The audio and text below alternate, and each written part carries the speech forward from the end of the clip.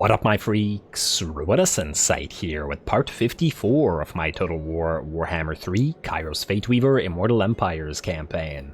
So as we saw last time, Garrulus fought off a massive tide of dwarfs outside of Karak-Azul as Thorgrim Grudgebearer led 3 full dwarfen stacks to try to fight those Forsaken. But it was the dwarfs at the end of the day that were forsaken by their own gods as they were ripped apart by the frenzied Forsaken of Tzeentch. Lovely. In addition to that, after ending the turn, we now once again have the transfer settlement thing available, and this time we're going to have to choose our new vassal. If we do the same thing that we did with Archaon and transfer a major settlement, we could probably vassalize pretty much anybody. Now, the question is who? So let's do this. Before I was thinking it could be Grimgor versus Ikiot. What I want to see instead, in order to decide, is this, strength rank. So Grimgor's strength rank, oh, I forgot that Nagaron existed. Their strength rank too. Okay, I may have just changed my mind. We got the Warhost of the Apocalypse previously as a strong vassal. Huh, I feel like they used to be a lot stronger. Wait, didn't they used to be strength rank 2? Huh, I guess was us vassalizing them weakened them, unfortunately. But anyway, Nagaron. Now, they don't like us very much. What's the likelihood of vassalage? It's actually minus 51. Oh, that's not so bad. Okay, you know what? Let's do Nagaron then. So, let us go to Changing of the Ways, Reveal Shroud, and Nagaron should be down near the bottom, or the middle, exactly the middle. We'll Reveal Shroud. Then, what we're going to need to do is we're going to take a look at territories that they might want. Altar of Ultimate Darkness is at tier 4, which is not too bad. Is there a tier 5 we can steal? Car's at 3, not looking like... Ah, wait, Twisted Glade. Alright, Twisted Glade is the way to go. It's the only tier 5 that we can see other than Nagaron. Okay, so, what we're then going to do is we're going to go to Changing of the Ways, Transfer Settlement, the Twisted Glade, to ourselves. 2.7k, it's not so bad. We still have 2.4k remaining. Then, immediately upon transfer, we're gonna transfer the Twisted... Yeah, there you go, vassal. In fact, he's willing to give us a bunch of cash to do it. I feel like we should probably not take his cash because, well, he'll need it because he's all the way out here by himself. But yeah, sure. Propose offer. Fine. And there we go. I probably should have checked who he was allied with, because that's obviously no longer the case. But strength rank 2 is now, once again, our vassal. Looks like he's got a lot of armies up north and... Ooh. Okay, so let's see here. He's fighting the Hmong, or he was fighting the Hmong, but he isn't anymore. We probably actually want him to be fighting the Hmong so that he can take territories back. And by he, I obviously mean Malekith. Aghol belonged to the Decadent Host. What about the Crag? So if he's not at war with anybody south anymore and not at war with the Elves, he needs to turn towards something. Right now he's only at war who we're at war with, and we're not at war with anybody in that territory, which is problematic. You know what we're gonna do? We're gonna declare war on the Crag, the Aghol, and the Hmong. That's what we're gonna do. Wait, can we get any more vassals? 1 second. Because we want to declare war at the same time. Clan Carrion, Karak-Drin, we should also declare war on Karak-Drin. Grimgor, still a possibility if he doesn't declare war on us in the time that we do this, but for now, we're gonna declare war on you. Whichever woeful deity protects you. It ends here. Alright, so that's the Hmong, which Malekith should be able to take out. Then we'll do the Aghol. Whichever woeful deity protects Yes. it ends here. Allies have refused to join. I think that's just a bug, like it's not actually happening. Then we will do... What about Siggy? Well, he doesn't like us very much, especially since we're attacking his friends. He also doesn't like Wintertooth, and frankly, I feel like perhaps Wintertooth is something we should keep. Let's do the Crag next. Join me in like so. Wait. That's Subtle Torture. Ooh, I almost pissed off Wintertooth there. No, we'll leave Subtle Torture alone. We're gonna go for the Crag. They're also very weak. And they're in with the Decadent House. Yeah, you know what? After declaring war on 2 of Sigvald's vassals, we should probably declare war on him as well. So, he doesn't hate us, but he will. Rest assured that he will. And I'll declare war on him as well. And there we go. We could also declare war on Valkia, but I think we'll leave her alone for now. She is not directly fighting us or Nagaron, but probably will be eventually. And look at that. Nagaron's improving to 228 just by virtue of the fact that we're fighting so many factions. And oh, he is at war with the elves now. Okay, so that may be problematic for him fairly quickly. We'll possibly need to help him out. I do have to wonder who Avalorn and stuff is fighting right now. In fact, here's what we do. Take a look at Avalorn. Queen of Avalon. And they're fighting... Actually, they're fighting a lot of factions that are friendly with us. Yeah, that's fine. That's fine. We'll leave it as it is then. Okie dokie. Now, is that the only thing we want to do? We got our own vassals, or we got our new vassals. There may be some other stuff we want to do to increase our friendliness with the Wintertooth. First of all, Karak-Kadrin. In fact, declaring war on Karak-Kadrin will increase our friendliness both with Wintertooth and... oh. It'll force us into a war with the Wargrove of Woe as well. On which I'm not so certain actually matters all that much. And there we go. We'll do this because both Grimgor and Wintertooth should like it reasonably well. Then... we'll talk to Wintertooth. Alright, it's getting a little bit more positive. We can... oh, wow, okay, you don't want military access. That's unfortunate. And we are now fighting everybody you're fighting. Now, what we could do with Wintertooth is try to get them to join some wars. It's actually not so bad. What about Reichland? Yeah, what about Sylvania? Yeah, that's not so bad. What about Knights of Calador? Alright, what about Kurun? 3.3. Yeah, that looks worth it to me. Talzin? 3.5, still seems fairly worth it. Avalorn he probably won't go for. Yeah, no, it's actually not so bad. Ivres? Maybe we could just do everything. Cult of Sotek, Eatson, Karaz, and Khemri. 10.6, ooh, he didn't like something in there. We could still pay him for it, but something in there cost a lot. Was it Khemri? Khemri's pretty far from him. 8. Okay, Khemri was one of them. What else would it have been that cost so much? Eatson, Cult of Sotek? Down to 4.2. Okay, so it's either Eatsa or Cult of Sotek. What about Cult? It's 4.7. Okay, so it's Eatsa. He doesn't want to fight them. That's fine. We're going to balance offer at nearly 20k for having Thragi join all these wars. I like it. I like it very much. And now he's getting real positive with us. Military access much more likely in addition to that. For another 7k? Sure thing, buddy. Probably could have just waited and he probably would have given it to us. But, you know, since we're doing a bunch of diplomacy now, at once, we may as well do this at the same time. Then... let's take a look at what else we have. Shadow Legion. You could probably be vassalizable at some point. Non-aggression pact. We got the 1,000 Maws. It might be nice to have them as our ally. Shadow Legion is nearly ready for a non-aggression pact by the looks of it. Yeah, why not? Need to summon me where shadows fall. Sure, Belacor, sure. And military access, sure as well. You know what? Give us some of our money back. 446. Nickel and diming it a little bit, but, you know, I'll take it. Non-aggression pact with the Ecstatic Legions or the Fecundites, is that necessary?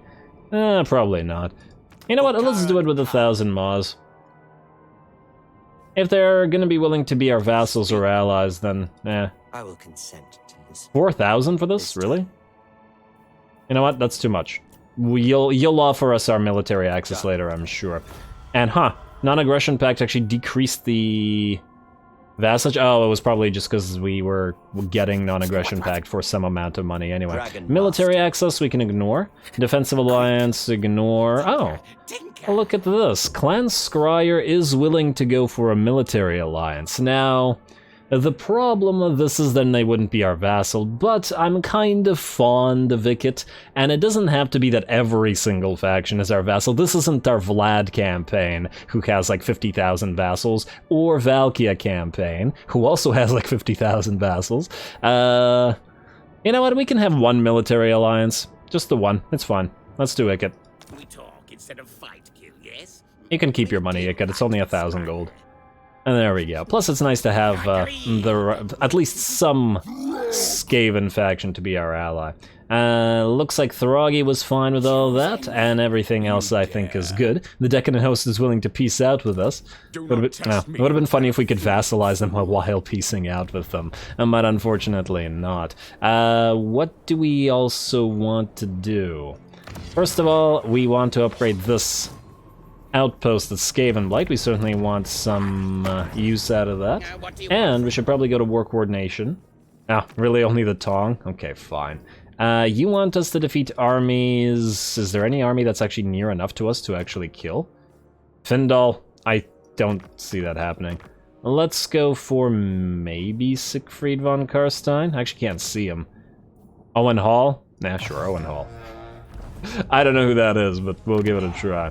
Alrighty, now, that I think should be sufficient diplomacy for now, and I think it went fairly well. We do have now 8.5k vassal tribute, which is pretty decent, and hopefully we can get another vassal out of maybe Grimgor. We'll see how much he hates us after a little bit. Honestly, if we were to declare war on, for example... Before I kill you right where you stand. So he is fighting the northern provinces, and the Knights of Kaldor in the western provinces. We are fighting... Yeah, so we'd have to declare war in the northern and western provinces. I'm willing to bet a lot of our quote-unquote friendly factions would like us doing that. The only issue that I could foresee there is if we do so, what if he doesn't like it by virtue of the fact that he feels stronger or we seem weaker by virtue of fighting that? And then he's like, maybe I don't want to have a non-aggression pact or a vassal agreement with you. Then again, it's just a matter of waiting 7 turns to probably vassalize him. You know, I'll think about it. Let's give it a turn or two, and then maybe we'll declare war on him anyway. I know, I also noticed that the ecstatically... Wait. Non-aggression pact is 1 green? I thought we went to quick deal and that wasn't available. Huh.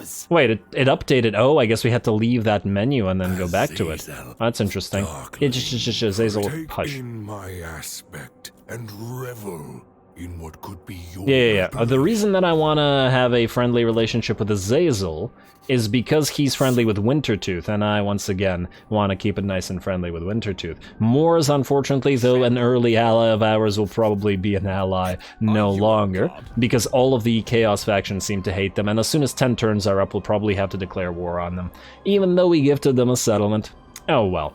Alrighty, I think we've made some good progress here, certainly moving towards the end of the campaign. We have a powerful ally here, well, we have a powerful vassal, rather, here, a powerful ally in the form of Scryer, and another in the form of Wintertooth, another massive vassal in the form of the Warhost of the Apocalypse, and honestly, if we can get Grimgor to join us, I feel like all the other enemy factions are doomed. Yeah, alright, I'm pretty happy. Now, let's see what we have to do next. First of all, Hargroth. What's the nearest place that can build Lords of Change? Oh, it's pretty far, isn't it? Yeah, that's the reason that we started building it here at Grotulex's Lighthouse. 5 turns. Okay, we'll wait for it. Because what I was thinking for this army, what we'll do... They like that. We'll do 1 unit of Doom Knights, 1 unit of Screamers, and then 1 unit of Lords of Change. So we'll have essentially 18 units, 6 of each type, and a bunch of discrete squads. So 1 of each units can travel together and help each other out, essentially. I don't know whether it'll work so well, but I've been building these flying armies in various campaigns now. I just got one in my Vlad campaign, I just got one in my Draika campaign, and I've been enjoying them quite a bit, so I'd rather repeat it here and try some stuff out. Anyway, let's see what we gotta do now. Kairos, you, my friend, are gonna have a cinematic battle of Gringo Coraz. I guess that'll be the main cinematic battle of this episode. Do they have a wall here?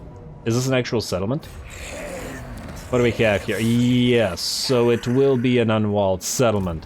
May actually not be such a good thing because of the amount of magic we can obliterate them with. Valiant defeat? I really don't think so, game.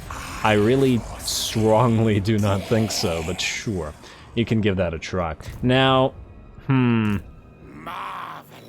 Vindex probably wants to take Crowd Tom, and the problem with this is that we probably can't auto-resolve it, as we'll probably take too much damage doing this. It is low damage. Then again, if this is the only army nearby, maybe we do. I just don't want to waste too much time. Well, let's see how much damage we take doing this. You can have the leadership standard and auto-resolve. Oh. Huh. Okay, auto-resolve didn't screw us for once. Occupy. A free crown of command will maybe turn it into something useful later. You can turn into a Dark Bastion. You are going to get growth up and running. And very nice. Now let's see who else we need to move, and then we'll have Kairos fight. Iber. I guess you're probably going to want to grab Otter here. You can reach Grenstad from where you are, but I'd rather not leave this little army behind you. It probably wants to run away, but it can't go past Iber, which is kind of the funny thing. And I guess we could heal up a tiny bit more, so it's fine. Auto-resolve that. Yes. Please don't be too much damage. Even if we are on our own turns. 19 is fine. Let's devour. Then, an Obsidian Lodestone. Voljax, you can go all the way to the edge of the territory. So, Iber, you are gonna go right here. To the edge of our territory. And then it is time, Voljax, to transfer what you've been ferrying for Iber all the way across the continent. Lovely. Now, we are losing you, 4 of you, and we are gaining 1, 2, 3. We are gaining 1, 2, 3, 4, 5, and that's it, right? Let me just see here. We got the 4 Chosen, the Severed Claw Aspiring Champions. We got the 2 Doom Knights as well as the 1 Broke Arm. And we could have had these guys with the flying army, but frankly, I really like Iber's army. He's been an absolute star this campaign. I think he deserves the Severed Claw and these guys. He doesn't really need anything else. He'll be fine. In the sense that we don't need more Chosen to replace those Chaos Warriors, especially with these guys helping them out, and yeah, alright, I like those. And there we go. And that is the final version of Iber's army. We'll keep the Chaos Warriors here just to slightly decrease our costs. I mean, we could make it all Chosen, but it's fine. And this is not our cavalry army, so we are not going to have the Knights of Tzeentch with lances. Damn, 77 melee defense. That's pretty crazy. And then Voljax, I guess we'll move you back to transfer some units to the Recruiter of Fate. In fact, both of you could probably transfer some units to each other. And the Recruiter can, you know, do his thing recruiting. To Akron you go, buddy. Woolric, I once again no longer remember who I was sending you to. Chaos Sorcerer of Tzeentch. You're not needed in Iber's army, right? We have a Chaos Sorcerer of Tzeentch right here. Yeah. What about Garrulus? Garrulus is a Chaos Sorcerer Lord of Tzeentch, so he doesn't need it.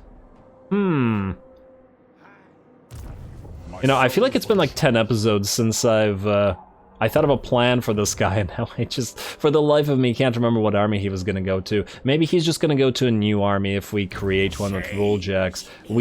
The fact, though, he has Iron Skin means he should probably be in an army with some melee troops, as in not on a Chaos Steed, but on a War Shrine. So that we can make use of that Iron Skin trait. But the Cavalry army is not going to benefit from it. I guess we can make like another little army made out of these units. Yeah, alright, Voljax, start moving back. We'll do that. Alrighty, and let's see who else needs to move. You know what, actually, I feel like we've moved enough stuff for now. Let's have Kairos move in and have a nice cinematic battle at Gringo Coraz.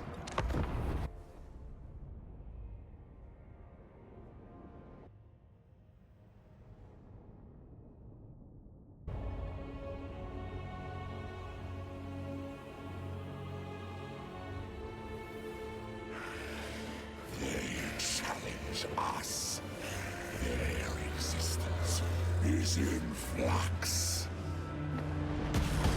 Alrighty, Kairos and the Bird Brains return for a little bit more fun. They're obviously going to head into the settlement first, and frankly, they could probably take care of everything by themselves if we really didn't want to commit the rest of our units. We're going to start off by casting a bunch of those free Firestorms of Tzeentch. As we found out, these are pretty darn effective when in relatively close territories like this, and now the entire settlement will be full of Firestorms. Granted, a lot of these will miss because the enemy isn't quite as blobbed up as we'd like, but I think a decent amount will hit, and on top of that, we're not wasting any mana, so it certainly works. There we go. Okay, right along the line of enemies. Very, very nice.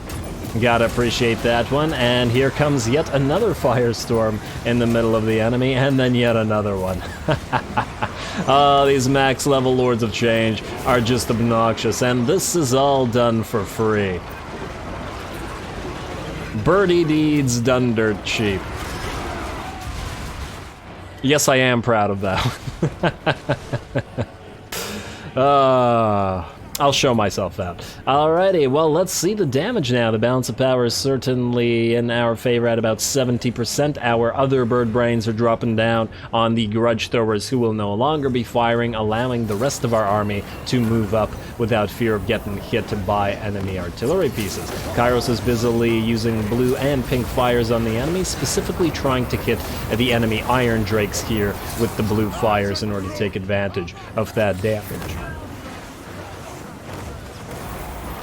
as it would of course be wasted on the miners.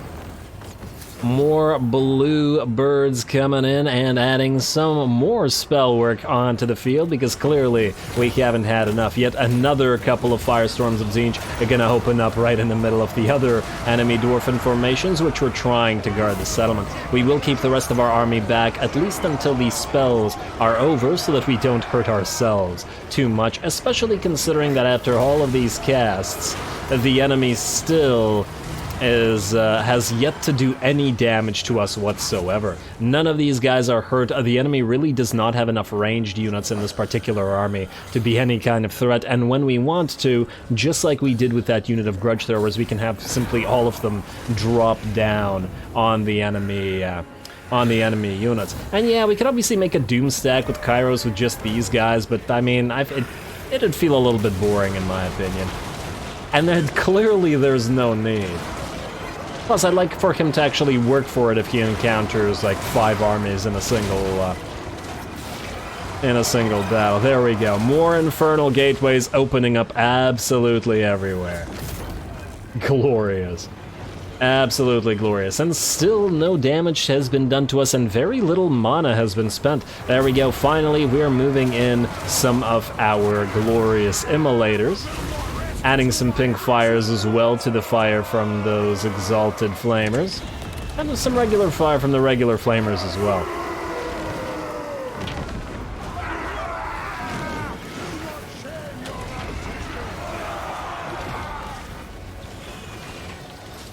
Alrighty, well, not much left of those dwarfs. The balance of power is about 90% in our favor now. Yet another Infernal Gateway coming down, and I think this one was actually from Kairos rather than our other units, so it was overcast and more powerful, and will be followed up by the other Infernal Gateway right above. An Infernal Gateway below and an Infernal Gateway above, and these guys are pretty much killed to a dwarf. Well, balance of power is now maybe 95-ish or so percent our way. The enemy lord is still alive, as well as a couple units remaining on the field, but the battle should be over any second now. I think if we kill one more unit, the enemy army should rout. Probably not the Slayers. Huh, do unbreakable units contribute to army losses? I would imagine they do, but I guess it's so difficult to get them killed to a single unit that you don't encounter it a lot, as usually they'll be the last units on the field.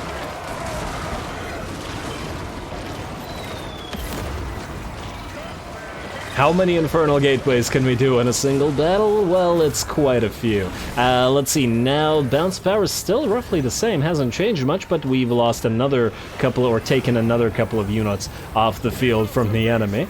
And now the rest of our army is moving in as well to provide a little bit of support with those pink horrors and Chosen. and the enemy can do nothing whatsoever about it, and there we go, their leadership is dropping, and the chain route will be here with just one more Infernal Gateway, and a few more dwarfs killed on the bridge that they were guarding.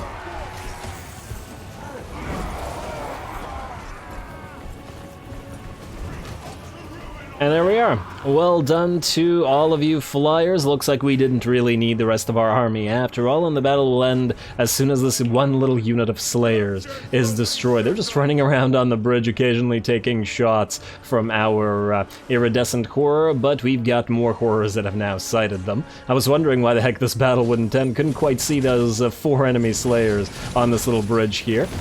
Oh, and of course the Exalted Flamers have to help with this. And down they go. Beautiful. A decisive victory, but, well, let's just say Kairos is used to those. I think we took no damage whatsoever, but let's find out for sure.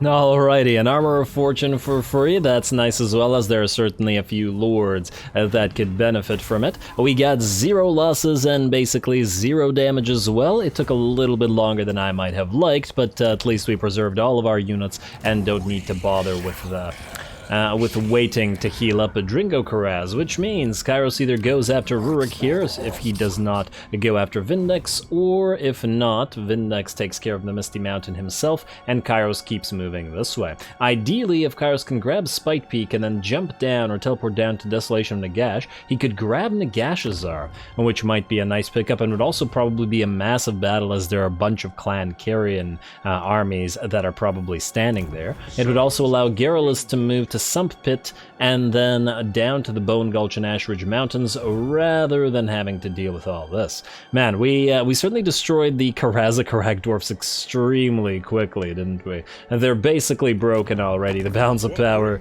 is basically non-existent as well. Anyway, with that, unfortunately, we are once more out of time, and I am going to have to call the episode here. Next time, well, we already discussed what we were going to do with Kairos, Garrulus, and Vindex, so they will continue their advance. Iber, with his brand new and improved army, is going to go northward to maybe fight Vlad or whoever he can reach, or whoever dares to stand against him. And then lastly, we will continue our invasion of Lustria with both Fire and Eakol. They both have things to do, maybe to attack Quetzal, maybe to attack something else nearby, as these guys are building up more stacks. And yeah, it's just a matter of the limited number of armies in Lustria that's really holding us back there. And frankly, I think once we take the Mysterious Island here with Yartolk, we'll probably either build him a new army or swap him out for a new army and send it out to Lustria as well. Because it's really the only place where we really need a hand. Granted, once we break through here and start fighting whoever's out there, we may need help as well, but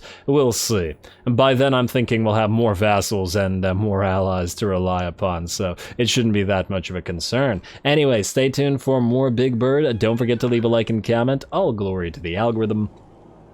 And thanks for watching.